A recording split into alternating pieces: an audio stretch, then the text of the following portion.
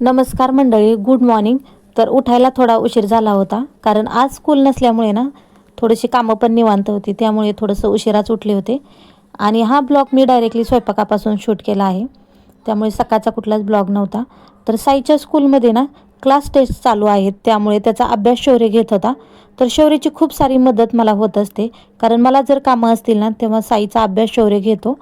आणि रात्री साईने ना मला शिरा बनवायला सांगितला होता. तर त्याला बरं नसल्यामुळे त्याने काही तो सगळा खाल्लेला नव्हता, थोडासाच खाल्ला आणि बाकी शिल्लक ठेवला. आणि तर त्यामध्ये रात्रीची थोडीशी भाजी आणि चपातीसुद्धा होती. तर हे सगळं मी वरती ना कावळ्यांना पक्ष्यांना टाकण्यासाठी आलेले होते, कारण असंच अन्न कचऱ्यामध्ये टाकण्यापेक्षा कोणाच्या तरी मुखामध्ये गेलेलं बरं, म्हणून मी वरती टाकण्यासाठी आलेले होते.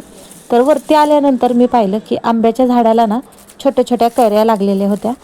तर काही ठिकाणी अजून मोहरच होता.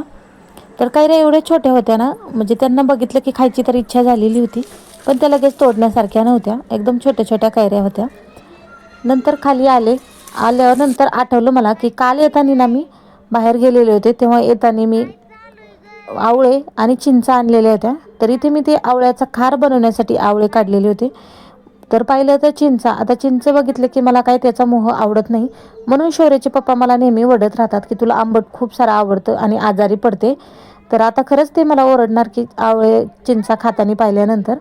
तर बघा, इथे मी आवळे आणलेले होते आणि हे आवळे नाही एवढे चांगले काही नव्हते, थोडेसे खराबच होते. त्यामुळे असं वाटत होतं की आवळा खार बनवावी का नको, कारण आवळा खारच बनवण्यासाठी ना छान असे फ्रेश आपल्याला आवळे लागतात. आता हे आवळे थोडेसे डागलेले होते, त्यामुळे याचा आवळा खार टिकतोय का नाही असा प्रश्न मला पडलेला होता. पण म्हटलं चला, त्याआधी नाही इथे मी थोडीशी चिंच खाऊन घेतली.